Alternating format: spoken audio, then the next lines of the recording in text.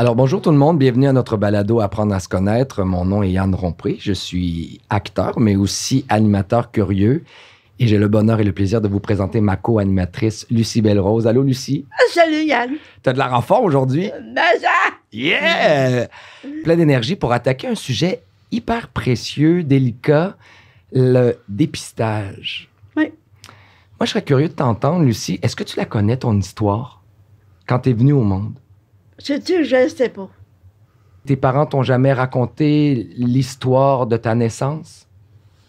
Tout ce que je sais, c'est que ma mère, quand elle m'a eu, elle avait 44 ans. OK. Et elle m'a jamais parlé de ma déficience. Non, c'était tabou ou Pas du tout. pas du tout? J'étais un enfant comme les autres. Un enfant comme les autres, c'est super. Ça. Mais tu sais, je veux dire, Elle te considérait comme toutes les autres. tu sais, mes parents, ils pensaient dire, oh, ben là, on la met dans une famille d'accueil. Ma famille, on pu dire, on la place, on peut pas. On peut pas s'en occuper, on peut pas, on n'a pas le temps avec la ferme, nanana, pas tout. J'ai beaucoup voyagé avec mes parents, moi. Alors, tes parents ont été présents dans ta vie. Oui. Je me souviens avec la ferme, quand mon père était cultivateur, il travaillait beaucoup sur la ferme.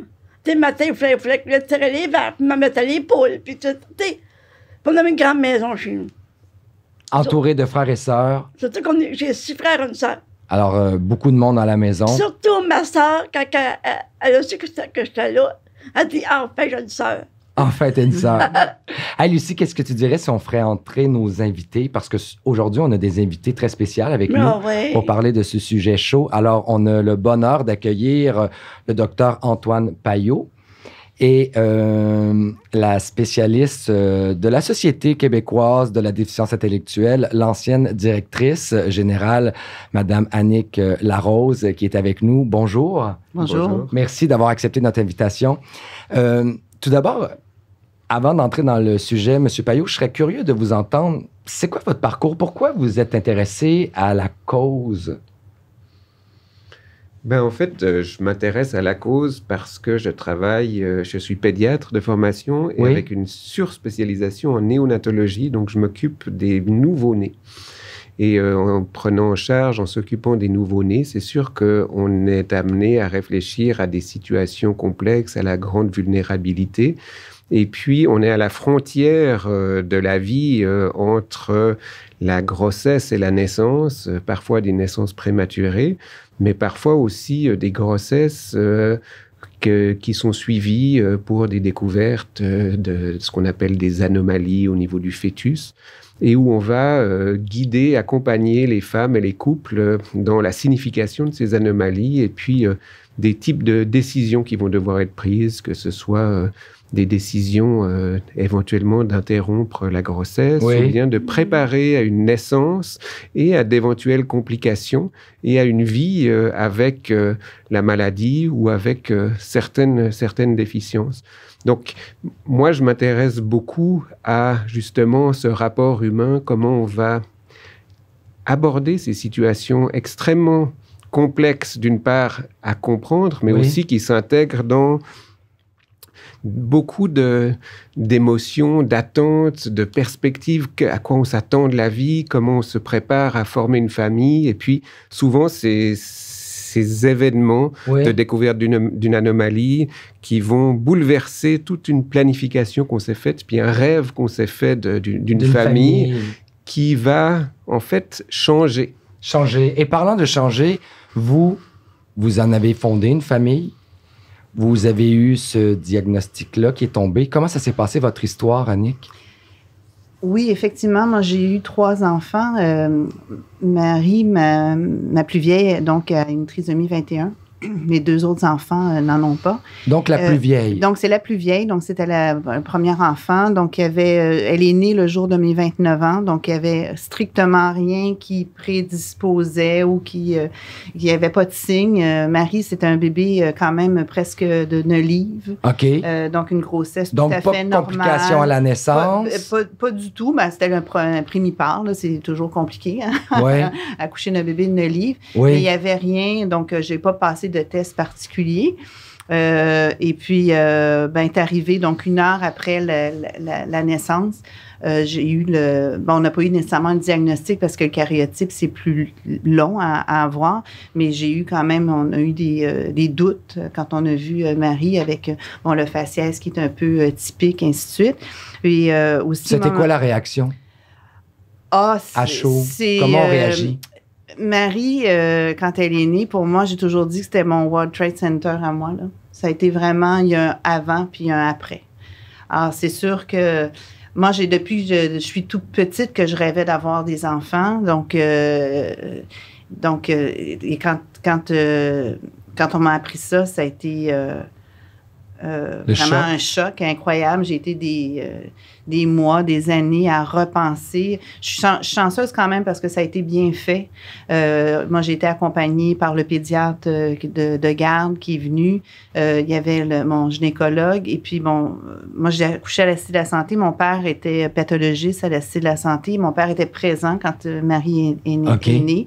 Je dis pas que j'ai eu un traitement de faveur, mais je pense qu'on a fait ça encore plus. On voulait s'assurer Vous étiez épaulée à ce moment-là? Oui, puis on voulait s'assurer que la nouvelle se répande pas dans l'hôpital et puis que mon père la prenne par la bande un peu. Donc, ça s'est quand même très, très bien fait. J'ai été bien accompagnée également. Il y avait parce que l'annonce du diagnostic, c'est très important et c'est très important pour la suite des choses, pour l'acceptation du handicap. C'est extrêmement important. Est-ce que les docteurs sont bien outillés pour accompagner les patients, vous pensez?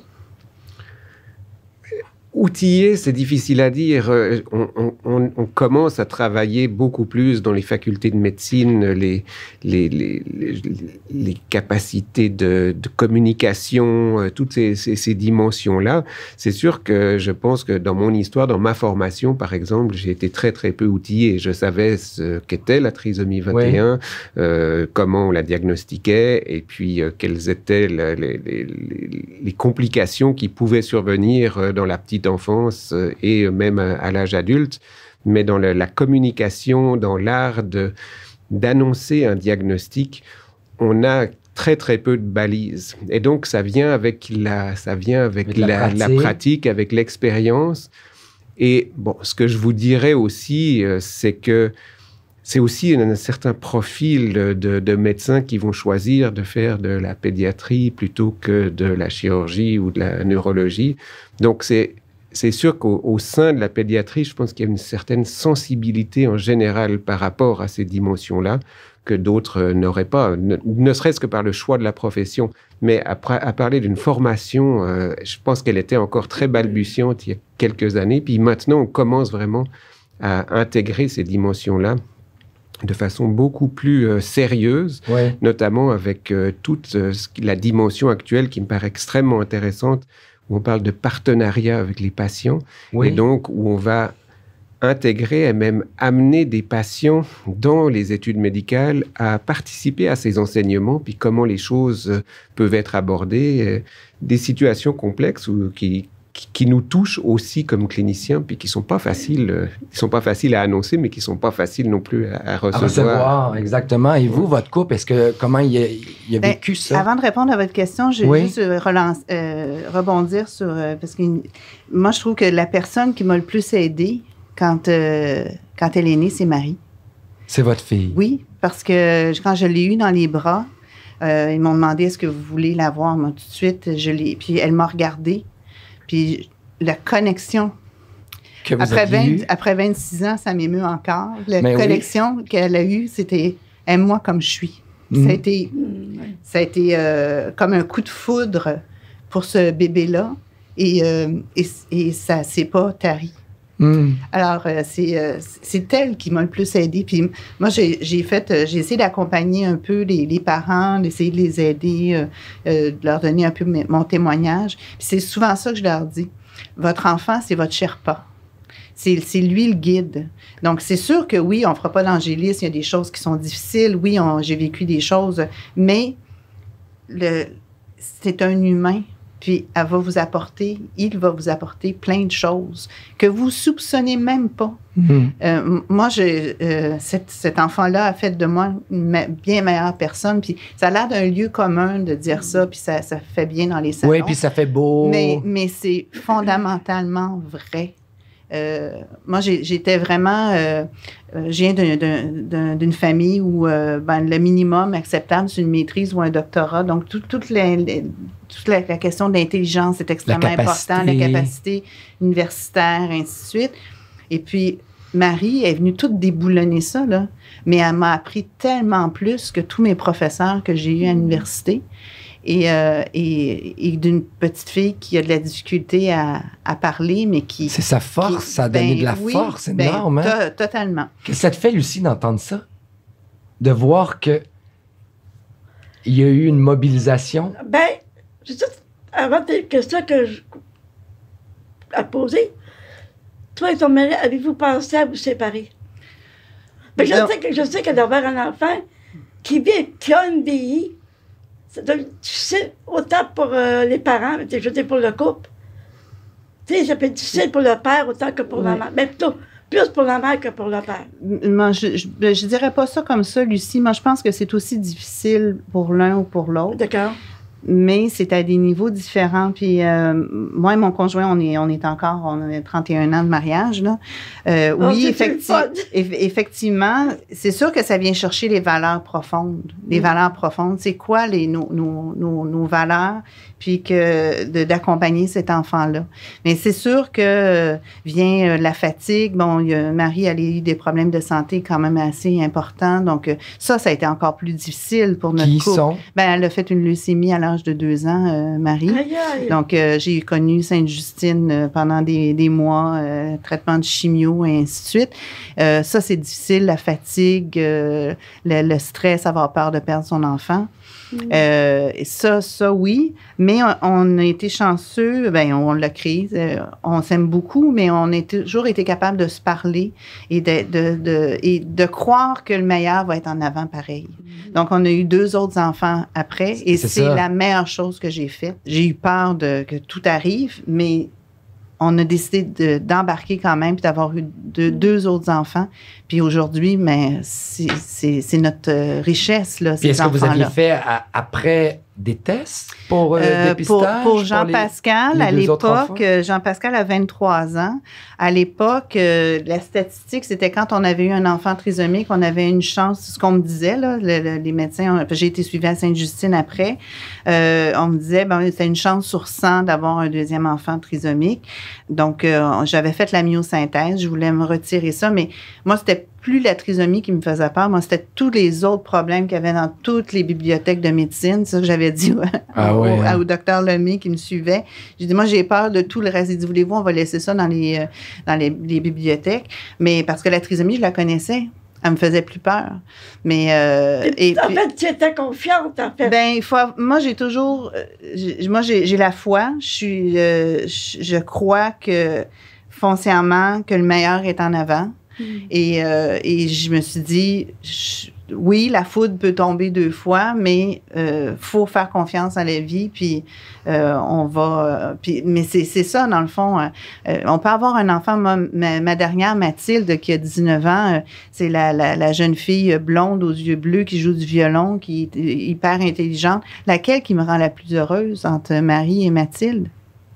Les 2 ont des parcours différents. Mathilde, 18 ans, ça a été compliqué et tout. Jean-Pascal aussi. Marie, on a vécu autre chose. À 18 ans, ça a passé. Et puis, on est proche. Donc, c'est très différent donc, avoir des enfants, c'est un acte de foi. On ne sait jamais ce qui va arriver. Il peut se faire frapper. Il peut... c'est ça. Moi, ma mère, elle a dit, j'ai commencé à être inquiet quand j'ai eu des enfants. La différence peut-être importante, c'est que un enfant régulier, il va vouloir sortir du nid, puis il ne gênera pas pour pousser son parent pour sortir du nid. C'est ça. Alors que pour Marie, elle, il faut que je la lance en bas du nid. Et ça, ça donne le tournis. Pour la protéger. Pour la protéger. Oui. Parce que le monde dans lequel on vit... Mais à ce moment-là, est-ce que des fois, vous avez cette inquiétude-là de parler de Marie, de ce qu'elle vit par rapport aux autres? Tu sais, on en parlait tout à l'heure. Il y a des fois où vous vous sentez mal à l'aise de parler de... Bien, c'est sûr que quand j'ai pris beaucoup la parole moi, par rapport au dépistage, puis d'éveiller un peu les consciences par rapport aux enjeux éthiques qui entourent ça, parce que ça ne devrait pas être qu'un test parmi tant d'autres. Là. Il y a une réflexion en arrière de ça. Est-ce qu'on va toujours vers le test anodin? Est-ce qu'on est rendu là-dedans dans la pratique présentement? Actuellement, on parle de dépistage et puis peut-être que ça va être intéressant juste de faire la différence entre c'est quoi un dépistage et c'est quoi un diagnostic. Un dépistage, c'est qu'on va aller rechercher les risques d'avoir un enfant qui a telle maladie. Donc là, on parle du dépistage de la trisomie 21. On va faire plusieurs tests, des prises de sang, des tests aussi échographiques, une échographie, pour faire des mesures qui vont nous donner un risque. Donc on va dire, en mettant tous ces éléments ensemble, les éléments de la prise de sang, les éléments de l'échographie, tel fœtus, telle grossesse a un risque de 3%, 3 pour 1000, 3 pour 10 000 d'avoir la trisomie 21. Et donc, c'est une mesure du risque. Mais ça ne veut pas dire que c'est un diagnostic. Ouais. Quelqu'un qui a un risque de 1 sur 30, par exemple, il y a 29 chances sur 30 qu'il n'ait pas la trisomie 21, il y a 1 chance sur 30 qu'il ait la trisomie 21. Donc, quand on fait un dépistage systématique dans nos programmes, actuellement au Québec, il y a un programme de dépistage systématique de toutes les grossesses pour la trisomie 21, c'est ce risque qu'on va mesurer. Et quand on arrive à un risque qui est suffisamment important pour se dire, là, il y a peut-être quelque chose à aller chercher de plus précis, on va faire un diagnostic. Et pour faire un diagnostic, il va falloir aller chercher du liquide amniotique, faire une amniosynthèse, donc aller prendre une partie du liquide amniotique pour aller regarder les chromosomes au microscope, faire ce qu'on appelle un karyotype. Et le karyotype, c'est un diagnostic, ça va confirmer il y a ou il n'y a pas une trisomie 21. Donc, je vous explique ça pour vous dire que actuellement, quand on a un risque en bas de 1 sur 200 ou de 1%, on va aller faire l'amniosynthèse. Mais quand on a un risque de 1 pour 500 ou de 1 pour 1000, on ne va pas faire l'amniosynthèse. Mais il y aura quand même toujours un de ces bébés sur 1000 qui va naître et qui va avoir la trisomie 21. Donc, il ne faut pas non plus que, comme société, on se donne l'illusion qu'en faisant un dépistage systématique, on va faire disparaître la trisomie 21. On va la réduire parce qu'on va mesurer des risques, puis on va faire des amniosynthèses pour les risques élevés, mais les risques moins élevés vont continuer d'exister et ils vont continuer. Ces enfants, ces adultes vont continuer de faire partie de notre société. De notre société. Mais excuse-moi, Yann. Oui, vas-y. Mais vous, docteur, là, quand vous annoncez... J'aime ça quand tu dis ça. Quand vous annoncez, mettons, aux parents qu'ils vont avoir un enfant avec une DI, comme le trisomie 21 ou un autre, comment est-ce que les parents réagissent? Vous, comment vous apprenez cette nouvelle-là aux parents? À moins que ce soit un autre médecin qui l'annonce. C'est souvent des autres médecins qui vont l'annoncer. C'est sûr que c'est les médecins qui s'occupent de la grossesse, souvent qui vont aller annoncer qu'il y a un risque élevé de trisomie 21. C'est pas vous qui va l'annoncer, là. Mais moi, je vais aller ensuite discuter avec les parents pour souvent leur expliquer qu'est-ce que ça va signifier d'avoir un enfant avec telle ou telle maladie. Et on est beaucoup dans, justement, comment on se projette dans l'avenir. Et puis, c'est des situations où les parents sont bouleversés parce que ça brise les attentes qu'ils avaient. Et on est vraiment dans une reconstruction de comment est-ce qu'on peut se replonger dans ce projet de famille de façon différente. Et c'est extrêmement difficile, puis c'est extrêmement bouleversant de faire ça à un moment dans la grossesse où on est vraiment dans le rêve, dans un projet idéal, ce qui est normal. C'est comme ça qu'on construit aussi c'est la personnalité, la famille. C'est ça, comme année, quand tu sais que ta fille, quand tu étais enceinte, je veux dire. Moi, je ne l'ai pas su quand j'étais enceinte. Ah, c'est ça à la naissance. Je l'ai su à la naissance. Tu aurais dû dire, hey, pourquoi que j'ai un enfant comme ça? On se pose plein de questions. Pourquoi la vie m'a donné un enfant de même? Oui. Mais c'est sûr que toi, en tant que mère, tu dois dire qu'elle ait une déficience ou pas, C'est mon enfant, je l'aime. Mais moi, ce que je me suis dit, Lucie, c'est que je ne sais pas pourquoi, mais je me suis fait cette histoire-là. Ça m'a fait du bien de me la faire. Je me suis dit, c'est elle qui m'a choisi. Donc, je dois être à la hauteur. Moi, c'est comme ça que je me suis trouvé des réponses à des questions que personne ne peut me donner. C'est sûr que j'ai beaucoup lu. Hein, pourquoi? Parce qu'on parle tout le temps que c'est l'ovule, un ovule de mauvaise qualité, mais ça peut être aussi un spermatozoïde, hein, parce que ça, on en parle moins dans les livres. Mais puis pourquoi l'âge que j'avais? Ça, je ne l'aurai jamais, cette réponse-là. Puis maintenant, 26 ans plus tard, ça m'indiffère, cette réponse-là. J'en ai plus besoin, on dirait. Mais au début, oui, je ne comprenais pas comment se fait qu'Annick Larose, qui fait tout très bien, toujours très bien, tout est très bien, comment se fait-il que ça arrive? C'est ça l'idée qui est derrière l'implication? Moi, c'était ça. Puis je me disais, je porte tellement d'importance à toute cette sphère-là, mais ça m'a amené autre chose. Oui. Ça m'a amené... moi, je dis toujours que Marie, dans notre société, on est beaucoup toujours dans l'autoroute, hein, tout va vite, là. Puis il faut... pas de temps. Mais Marie, je suis obligée de prendre la route de campagne, là. Si je veux aller vite, là, elle veut plus, là. Non, c'est ça. Donc, je suis obligée de ralentir mon pas. Je suis une verbomoteur. Marie, elle a une dyspraxie sévère, beaucoup de difficultés à s'exprimer. Je suis obligée de fonctionner autrement pour discuter avec elle ou de pouvoir communiquer avec elle. Mais on a développé d'autres choses. Puis moi, ça m'a amené totalement une autre sphère. Une autre perspective de vie. Une humanité, je pense, plus grande. Mais oui, je vous entends parler, puis je me sens... Beaucoup plus grande. Puis moi, je suis convaincue que c'est à elle que je dois ça. Et donc, c'est un maître extraordinaire. Mais il a fallu que je l'accepte, ça, par exemple. Parce que c'était pas gagné d'avance. Mais comme... Est-ce qu'on est accompagné? Ben moi, je l'ai été. Pour l'accepter? Moi, je l'ai été parce que ce qui m'a aidé, c'est que j'ai rencontré aussi d'autres parents. Oui. C'est ce que dans le cadre de?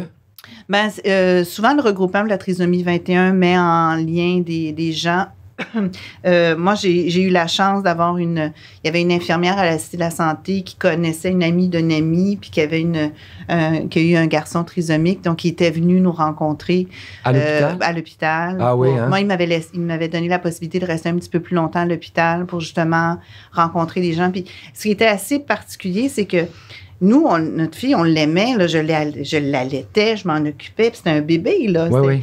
Et on se fait jamais féliciter. On ne se fait jamais de félicitations. Jamais? Non. Félicitations, votre beau bébé. Non, on ne se fait jamais dire ça. Mais à un moment, Marie était sur le bord de la vitre, là. Il y avait une petite pouponnière. Puis, il y avait des deux dames qui arrivent à côté de la pouponnière. Puis moi, je les surveillais pour voir ce qu'elle allait dire. Hein. Et là, ils voient Marie, puis elle était joufflue. Puis, c'est donc un beau bébé, ça. Puis là, je me suis dit, ces dames-là, ils ne savent pas ce qu'ils font. C'est quelle joie pour moi de dire, c'est un beau bébé. Parce que c'est vrai que quand son bébé, ça paraît un peu moins. Maintenant, de l'autre côté de la rue, on le sait qu'elle est trisomique. Mais c'est ces petits moments-là. Le regard des autres, est-ce que c'est dur, le regard des autres, où on passe par-dessus? Comment? Au début, oui, c'est difficile. Moi, je me faisais souvent demander, on a un bébé, qu'est-ce que vous pensez qu'elle va faire dans la vie? Elle va être ingénieure? Non, moi, je sais qu'elle ne sera pas ingénieure. Marie, elle avait une bourse universitaire avant de naître. Donc, c'est sûr qu'on a tout annulé ça. Le regard des autres, je dirais, c'est plus mes deux autres enfants qui ont vécu ça plus difficilement que moi. Oui. Mais moi, je leur disais, bon, ben, vous le torse, il la trouve belle. Donc, j'ai toujours essayé de trouver des façons de voir que le meilleur est en avant. Je trouve vraiment... c'est très beau ce que vous dites. Puis ça me confronte beaucoup par rapport justement aux femmes qui encore aujourd'hui accouchent d'un enfant avec trisomie 21. Et puis, soit elles ne l'ont pas su, comme vous, parce qu'elles font partie de ces risques faibles qui accouchent quand même d'un enfant avec trisomie 21. Et on voit le poids aussi de la culpabilité. Mais il y a aussi toute cette autre catégorie que j'aurais envie de dire, des femmes qui ont eu un dépistage, qui ont eu un diagnostic, puis qui ont décidé de continuer. Oui. et de poursuivre leur grossesse, de donner naissance à ce bébé, puis de se lancer dans ce projet de vie différent. Et le regard des autres, le regard des soignants, le regard de nous, soignants, médecins, infirmières, qui sommes tous très axés sur la performance. On est dans un monde de performance, de rapidité, de performance intellectuelle, ce qu'on va valoriser. Et je trouve que ça m'amène beaucoup d'humilité aussi par rapport à différentes perspectives, différents regards sur la vie. Et puis, ces différences qu'on peut observer. Lucie, vous parliez de vos parents qui étaient cultivateurs et qui, peut-être, pour eux, ce qui était important, c'était pas forcément la performance académique comme pour nous, c'était... Et ce que je peux dire, tu dis que Marie est née à Nolive, comme moi. Moi aussi, quand je suis née, je pesais à Nolive. Un beau gros bébé. Mais, tu sais, là, mes parents, ils ne parlent pas de test comme toi, tu n'as peut-être pas pensé, mais qu'aujourd'hui, les femmes passent. Le dépistage, puis tout ça. J'étais aimée, puis désirée par ma famille. Y a-t-il un moment où ça s'est passé? Là, je vous entends, il y a un contact, il y a une humanité, puis juste la manière dont vous avez parlé, j'étais très ému tout à l'heure, mais y a-t-il un moment où vous aviez dit... Est-ce qu'on la porte en adoption? Jamais. Je la garde? Non, j'ai jamais pensé à ça. Je savais même... On me l'a jamais proposé, puis j'ai jamais pensé à ça. Sincèrement, mon âme et conscience, jamais. On était soudés. Moi, au contraire, j'ai comme voulu... moi, ma mère, elle disait toujours, t'es comme une louve. J'ai comme voulu la protéger, là. Puis encore aujourd'hui, je suis beaucoup comme ça. Il faut que je me parle, hein, parce que c'est difficile des fois. On a tendance à les couver. Mais non, moi, pour moi... Trop! Mais pour moi, Marie, j'ai toujours donné cette image-là, je la porte comme une fleur à la boutonnière. C'est une fierté. Puis après ça, moi, quand j'ai eu mes 2 autres grossesses, ben je me faisais attendre, hein, parce qu'ils voulaient toutes J'ai eu des discussions, notamment à Mathilde. Moi, j'ai pas fait la myosynthèse. J'ai fait les marqueurs sériques, là, parce que je voulais c'est quoi ça, les marqueurs sériques? Dans le fond, c'est le test de prévalence, la prise de sang. Puis la clarté nucale, comme le disait le docteur Payot, là, on fait des mesures pour voir l'épaisseur au niveau du cou. Puis, et moi, ma statistique, c'était une sur 634. Là. Fait que je me disais, mais j'avais quand même rendu à 35 ans. Mais j'avais décidé de ne pas faire de la myosynthèse parce que moi, le risque de perte fétale à la myosynthèse m'inquiétait. Et puis, mon père était d'accord avec moi. J'en discutais souvent avec lui. Puis, ses confrères gynécologues... Pourquoi plus avec votre père? Ben, il était médecin. Ah! Mais il était pathologiste. OK. Donc, vous étiez bien accompagné, quelque part. Oui, mais en même temps, lui, il a beaucoup changé sa façon de voir les choses parce que pour lui, une personne trisomique, on ne se posait pas la question. Là, on effaçait, on recommençait. Là. C'était c'était sa façon... Puis pour lui, une personne trisomique, ce n'était qu'un cariotype. Là. Il ne voyait pas le développement après. Mais là, le cariotype, il sautait au cou, puis il lui disait « Grand-papa Claude ». Donc, ça a beaucoup changé. Puis moi, il me disait... mes collègues... C'est quand même incroyable. Mes collègues gynécologues ne comprennent pas que tu as fait juste le test de prévalence, tu n'as pas fait la myosynthèse. Ils ne comprennent pas ça. Voyons donc, on ne se pose pas de questions.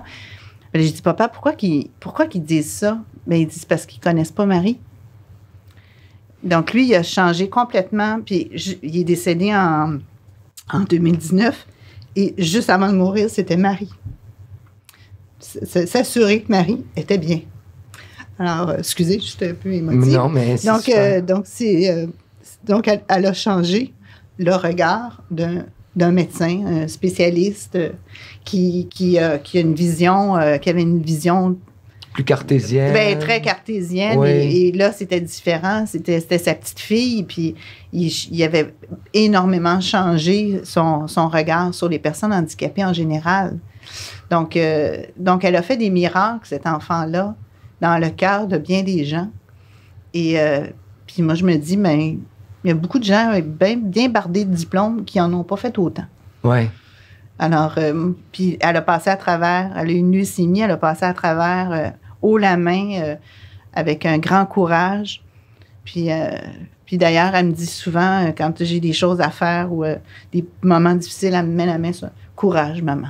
Courage. » Donc, moi, on se motive mutuellement. Puis en même temps, je ne veux pas non plus donner l'impression que de faire de l'angélisme puis de dire que toutes les familles du Québec devraient avoir un enfant trisomique. Là, c'est pas ça. Mais c'est de donner une voix. On ne l'entend jamais, cette voix-là. On entend juste la voix de la difficulté, des problèmes de santé. Oui, il y a des choses qui ne sont pas nécessairement faciles, mais faisons-leur une place. Et ça va être beaucoup plus facile pour ces familles-là parce que ce qui est difficile, c'est justement le manque de services, toutes les complexités administratives, ainsi de suite. C'est pour ça que vous êtes lancé un peu... J'ai travaillé, moi j'étais en gestion culturelle, j'ai donné du domaine artistique, puis j'ai voulu travailler pour justement, et c'est vraiment le dépistage de trisomie 21 qui a fait en sorte que je me suis trouvée comme une mission. Je me suis dit, faut en parler, faut dire, attention. Démocratiser. Oui, puis ne jugeons pas le choix des couples, mais jugeons la société qui par un programme ou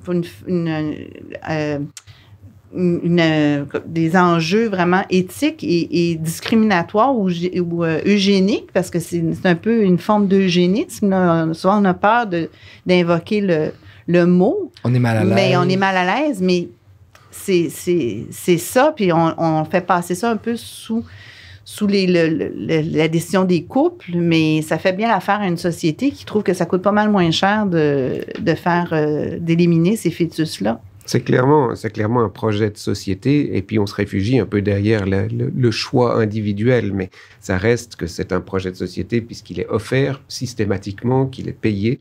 Donc, il y a une forme d'eugénisme là derrière, et je suis d'accord avec vous. Là, je pense qu'il faut garder la réflexion ouverte et ne pas banaliser, jamais banaliser. Ça transforme des familles et ça. On entend tellement de belles histoires aussi par rapport à toutes ces situations. Et je pense que ça montre aussi la capacité de résilience de l'humain, la capacité aussi de se réorienter, de voir la vie différemment et puis de valoriser peut-être d'autres choses que celles qu'on a l'habitude de valoriser. Tout à fait. Et c'est assez extraordinaire. Il y a beaucoup de littérature aussi paramédicale qui s'intéresse à ça, qui montre qu'en fait, face à un handicap ou à la vie avec un handicap, on repense aussi notre manière d'évaluer les choses. Donc, plutôt que de les évaluer en termes de qu'est-ce que je pourrais plus faire, on pense on change notre manière de penser. Qu'est-ce que je peux quand même faire avec ça? Et donc, on a une vision positive de la vie plutôt qu'une vision négative. Et je trouve que c'est cette capacité de résilience qui est extraordinaire auprès des familles qui vivent avec des enfants qui ont la déficience. Et moi, ce qui m'inquiète toujours, c'est quand je me rends compte de ces familles-là, je me dis, est-ce que telle famille va avoir cette capacité-là, puis pouvoir avoir une vie heureuse par rapport à une autre qui peut-être n'aura pas les ressources personnelles pour avoir la vie heureuse que vous avez avec Marie ou que d'autres ont. Ouais. Et je pense que ça c'est un des gros enjeux. Et pour avoir cette capacité de résilience, on a besoin d'un support autour de nous, d'un support que l'État va nous amener, que le système de santé va nous amener, le système éducatif aussi, le scolaire. Et ce qui m'attristerait, c'est de voir que tout l'argent qu'on met dans le dépistage systématique, on ne le met plus dans les services de support sociaux.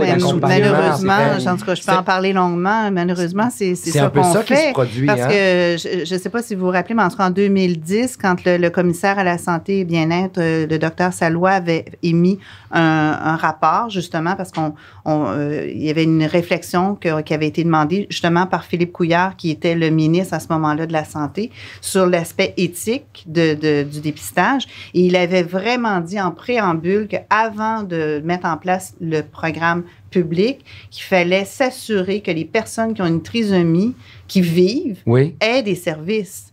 Parce que à ce moment-là, la balance n'est pas équilibrée. C'est pas une finalité. Il faut que ça grandisse. Si vous dites à une famille, vous n'aurez pas de service, ça va prendre 2 ans avant que vous puissiez voir un ergothérapeute pour aider votre enfant à marcher, on va vous abandonner. Qui, normalement constitué, va dire oui, je le veux. Exactement. Donc, il faut soutenir minimalement.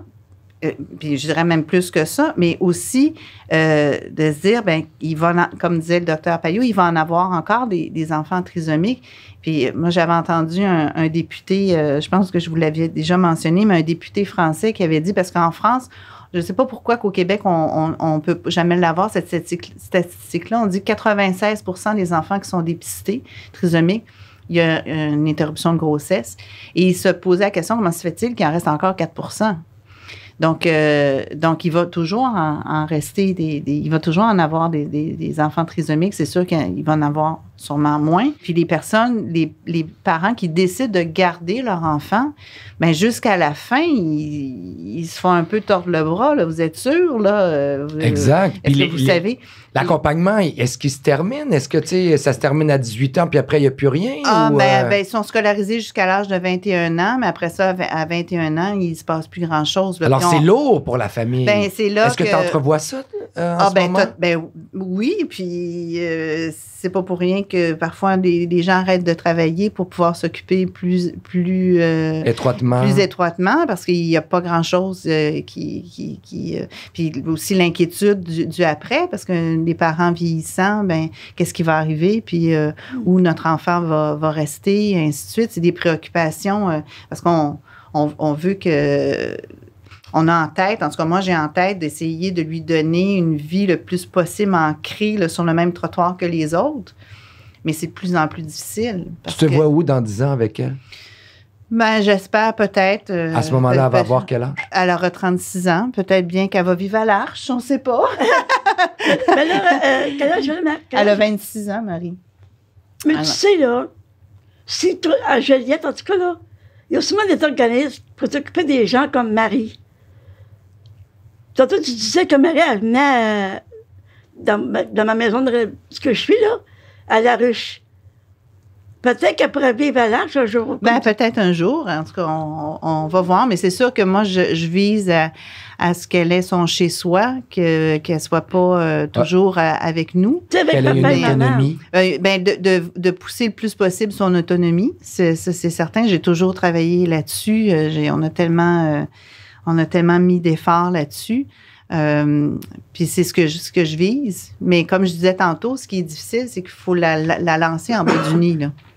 Elle ne le demande pas, mais peut-être un jour... Il faut avoir une espèce de petit recul aussi, nous, par rapport à elle, et elle qui avance. Un recul... Un lâcher-prise? Je suis pas forte là-dessus.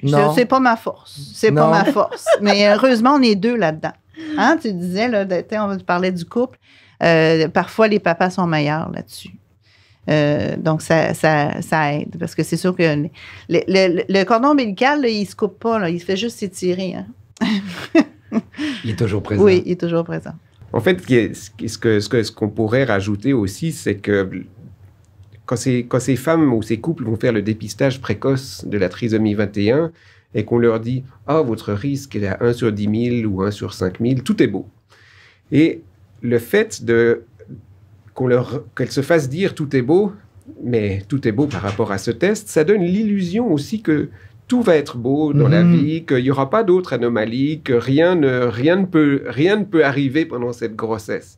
Et je pense que c'est quand même un des risques de ce dépistage systématique, c'est de se focaliser sur une dimension, une anomalie, la trisomie 21, parmi tellement d'autres, et de s'illusionner que si ce dépistage est négatif, tout le reste va être correct.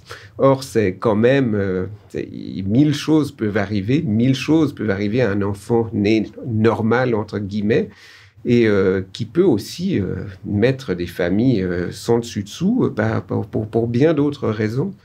Et moi, ça m'amène vraiment à me questionner cette dimension-là, ce dépistage, et puis c'était cette volonté de vouloir supprimer ou diminuer considérablement une maladie. C'est est-ce que le malheur qu'on vit dans nos sociétés est vraiment essentiellement lié à la déficience intellectuelle ou au handicap? Est-ce qu'on n'a pas l'impression que beaucoup des gens qui vivent malheureux sont des gens beaucoup davantage avec de l'isolement social, avec de la pauvreté, de la misère, beaucoup plus que par rapport à des problématiques de déficience ou de handicap. Mais je rebondis un peu sur ce qu'Annick disait, tout le bonheur que lui avait apporté Marie et qu'il lui apporte encore, malgré la difficulté. C'est pas une voie facile, mais c'est pas une voie malheureuse. C'est une voie de reconstruction, c'est une voie qui permet de remettre certaines valeurs en place, puis peut-être de se remettre sur les rails aussi par rapport à bien des choses dont on se fait presser par la société de façon régulière. Mm-hmm. Parfois, faire un enfant, il y a un côté très narcissique aussi. Hein? On veut comme beaucoup se prolonger. Et donc, on peut avoir de la difficulté à se prolonger quand on a un enfant handicapé. Moi, je me rappelle au début, je me disais, est-ce que j'aurais pas les mêmes références avec elle? Je peux pas me projeter, là. Je peux pas. Est-ce qu'elle va. Pour moi, là, c'était d'aller à l'université, de faire ci. Ça va être quoi? Là, c'était un grand. Néant. Oui, ben, c'est une page blanche. Exactement. Une page blanche, tout est à écrire. Là. Mais à quelque part, j'ai essayé de garder cette page blanche-là aussi pour mes autres enfants. C'est pas toujours simple. Parce qu'on a une idée, on se fait une idée de vraiment quand mes enfants, ils feront ci, ils feront ça et tout ça. Et puis, mais je vous rassure, même à l'intérieur des parents d'enfants handicapés ou trisomiques, on se dit aussi, ah ben moi, le mien, il a marché à tel âge, puis le mien, il a fait ci, puis le mien, il a fait ça. C'est la même chose. C'est pareil, l'espèce de compétition, là. Mais de se projeter, c'est quelque chose qui est très difficile, puis c'est très souffrant, je pense, pour un être humain de ne pas être capable de se projeter. C'est très insécurisant. Mm-hmm. En même temps, ça nous ramène notre propre vulnérabilité. Donc, ce qu'on ne veut pas voir, là, les personnes qui vieillissent, les personnes qui sont plus diminuées par la maladie, la perte d'autonomie, à quelque part, c'est un peu ça qu'on veut se fermer les yeux, on ne veut pas les voir. Mais c'est sûr que quand on a un enfant avec des besoins particuliers, bien, c'est un peu ces vulnérabilités-là qu'on doit faire face. C'est ça qui a fait que, tout d'un coup, vous avez décidé de vous impliquer au sein de la société québécoise? C'est clair que je voulais porter cette voix-là, puis je me disais, j'ai la chance de vivre dans un milieu socio-économique plus favorisé, d'avoir eu une éducation. Est-ce que je peux aider d'autres familles également pour essayer de défendre les droits de ces personnes-là qui on va se le dire, là, qui n'ont pas beaucoup de voix au chapitre, puis qui votent pas, qui sont oubliés, qu'on met dans filière 13. Donc, de ramener ça à l'avant-scène et puis d'essayer de faire connaître et reconnaître la valeur de ces personnes-là. Faut être guerrier à quelque part. Ah, ben totalement. Faut être battant. Faut être battant. C'est sûr que c'est épuisant, mais parfois, il faut apprendre à se reposer un peu pour revenir plus fort. Et puis, mais c'est quelque chose qui m'anime encore beaucoup. Et puis, je crois vraiment beaucoup au potentiel de ces personnes-là, puis qui méritent d'être connues.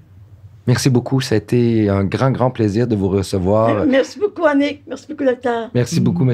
Payot. À très bientôt pour un autre balado, Apprendre à se connaître. Et oui. Au revoir, Lucie. Bye, Yann. Merci.